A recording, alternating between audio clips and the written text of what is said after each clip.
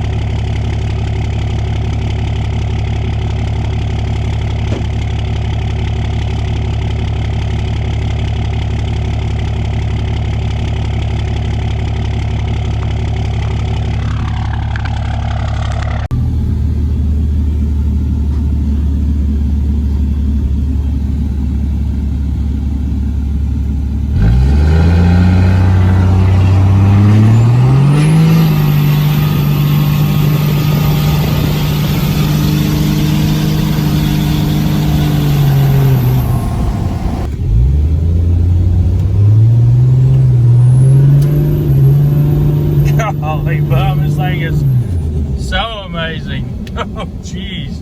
I just barely touched the throttle. Oh, I love power. Damn, I love power. Absolutely love it.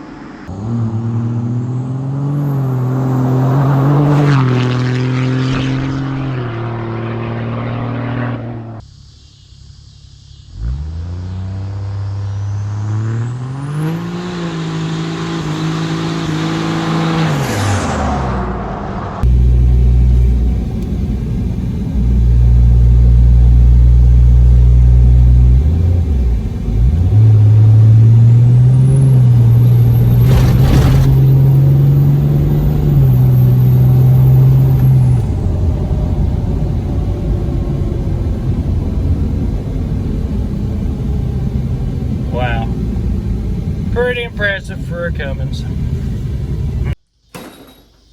Alright guys, check out what I found. You see that? Air Force truck hardware. I thought this was just some oil drop Bruce left me. Nope. Nope, it's actually the daggone bolts for the, I've been looking everywhere for bolts for this truck. I finally found them.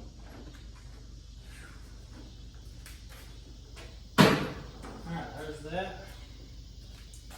This is for another video, but it's coming. This thing's gonna run like a brake tape.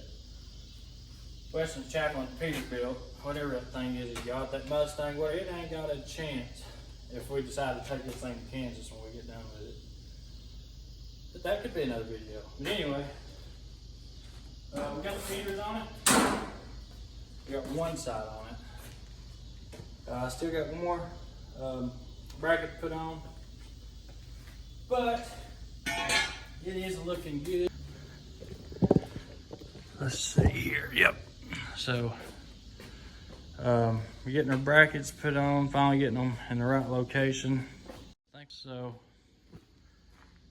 we are going to move it in a little bit more, but we're hitting right here, so I got to make a few adjustments. Instead of using this one here up top, which would have brought it up way higher, you see it wouldn't have cleared the fifth wheel. I'm going to probably have to raise the fifth wheel a little bit more. But we finally got them on. I need to move them in just a little bit further. Working on getting the plates in this week. It's going to be a nightmare. I got to take the exhaust brackets off, fuel tank, dryer. I got to move the dry shafts around because the dry shaft that I got built for it is a little different. Right here is like a 6-inch yoke. This is a 7. I'd have to have a bastard yoke. I don't want all that. I want it to be the same thing. That way, if it ever tears up on the road, that it gets it. But I am going to put some injectors and a little turbo upgrade on this thing just to make it run better and be more reliable. I'm looking for the 550 horse range. I know it's reachable, but it's going to take a lot of fuel and air to do it. And I want it to be safe. I don't want to be climbing hills of DGTs out the, through the moon. And then on top of that, you got the air conditioner in. Just got it in there for right now. I've got to get the belt in it. I got the belt coming. Working on the yanking the water pump off. The bolts are wanting to break off. They're not wanting to come out. And so I got them soaking. New orifice tube, AC compressor. Everything's coming along good. Having some lines made because I don't want to use these same R12 lines on where the lines hook up. So to make it easier on me, I'm definitely going to be using some new lines on the compressor itself. But yeah, here we go. Look at her. She looks good. Getting some chrome on her. I ain't big on chrome, but I am putting some on it. Definitely got to move that fender in, but it is mocked up. Put the brackets in place and she'll be good to go. It's gonna look good. That's a little bit of an update. You done seen the jakes are working. I got the wiring all straightened out. I got all new switches coming for the inside. Besides some exhaust, turbo, and just finished up the front end. I think we're on we made it over the hill. It's time to start going downhill with it. It's inside the shop. Because I wanted to get it in here so we could actually start working on it in the evenings and get it knocked out. Braxton's always in school and he wants to be here when I work on it, and it's hard to do that when you drive a truck and run a business. And that is another thing. I want to address some comments. So me and Little Chunk, I guess as y'all call him, we run a trucking company. We run about 10 trucks, and we do a little bit of everything. We do produce, we haul yachts, boats, stuff like that. Pretty much medium-sized yachts, big yacht like 70 footers down to 30 footers. Also, I haul produce, so potatoes, apples, onions, stuff like that. We haul compost because we have a mulch yard, compost yard. Pretty much anything for gardening, stuff like that. So it just works out that we do that. So we've got belt trailers, walking floors, and reefers, flatbeds. There's some of the flatbeds down there. My dad's got the other one. He's out on the road hauling a sailboat right now. He's picking up a big sea ray tomorrow. But here is the damage to my trailer. So, got the bumper bent. Put the lights out of it because we had some wiring issues after this happened. Got the mud flap. So, I'm actually going to change that. I don't like these Boss shop. But I got that remounted. Got some new bolts in it.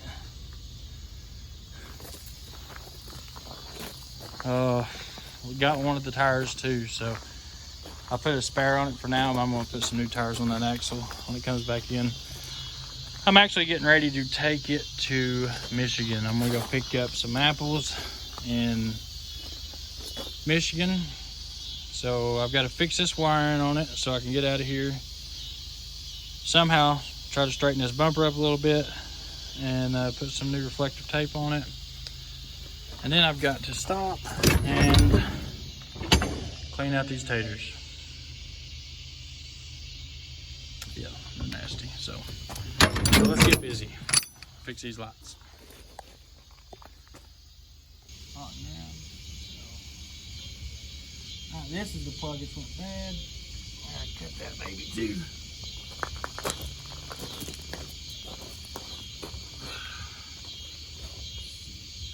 I don't know if these new parts will do it or not. Bam, yep.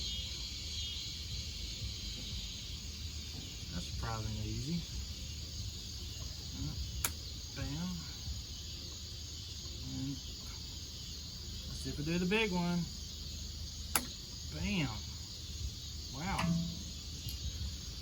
So there you go, guys. These plugs, they just, I mean, you run through all the salt and stuff, it just wears them out. So there right there is this trash. So we're just gonna hook them straight up.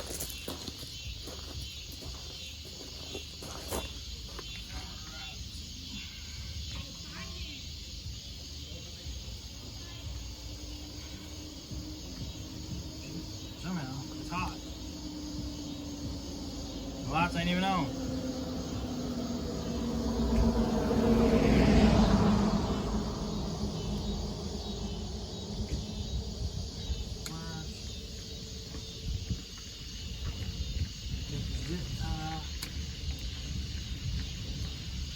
This wire here goes over to the parking lot right here.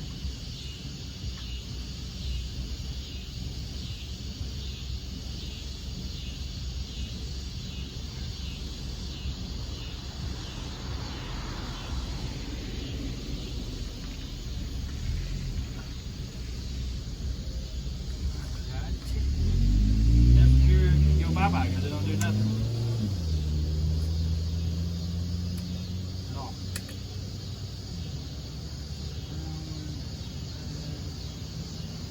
So all we need is the blinker, parking brake. That's it. Blinker, parking brake. Okay. So what I'll do,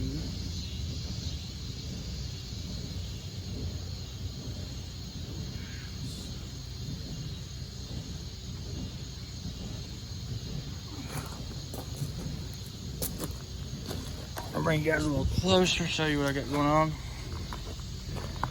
This is what I gotta fix. It's a nightmare, I know. Boom, boom. So I'm gonna run those through here to here. That's what I just cut. There, hot ground. And here's all my other wires, so. I'll get them all hooked up and we'll have lights again. And I'll give you guys a little update once I get that done.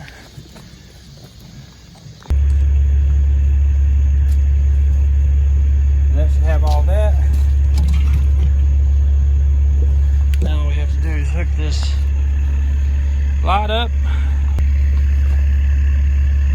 You gotta have marker lights, guys.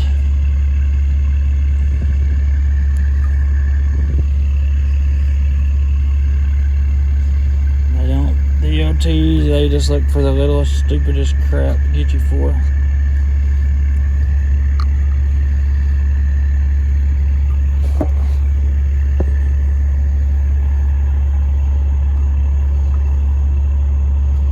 Oh, we got it fixed, yay.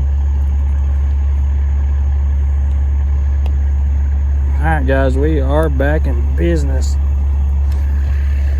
Light-wise.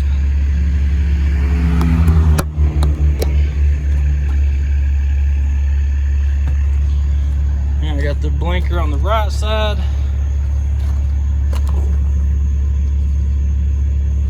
Brake will be on this side. Parking lights are working.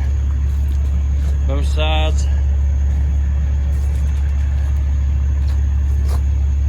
So let me just finish heat shrinking everything, zip ties, and put it back together, and should be ready to go. Alright guys, definitely always heat shrink, heat shrink, heat shrink, heat shrink. I believe in it big time. You start running this winter in the salt, it's the first thing that's going to happen is they're going to go boop. And the salt's going to get in them, and it's the end of it.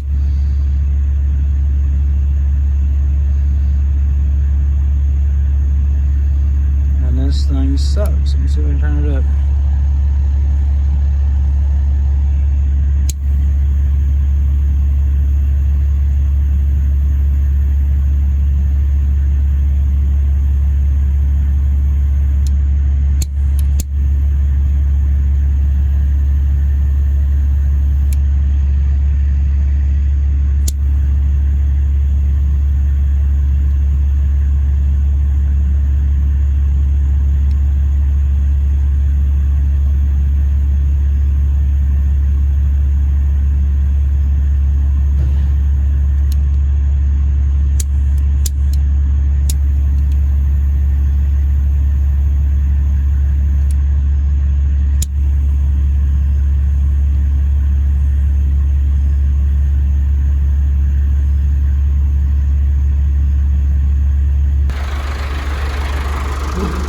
Let me show you kind of what the finished product looks like. So what I'll do now, see how the wires are nice and neat, heat shrinked. What I'll do now is stick them inside that hole, and I'll take like some silicone, probably some RTV silicone, and then I'll put it around the wires in the hole. That way, if they do have to come back out later on, all you gotta do is push that silicone out and peel it off. But it's going to keep all the water and the salt and the moisture out of there. So yeah, that's it. So I'm going to plug all this up and clean it up and put the lights back in and fuel this rig, and I got to go get a load.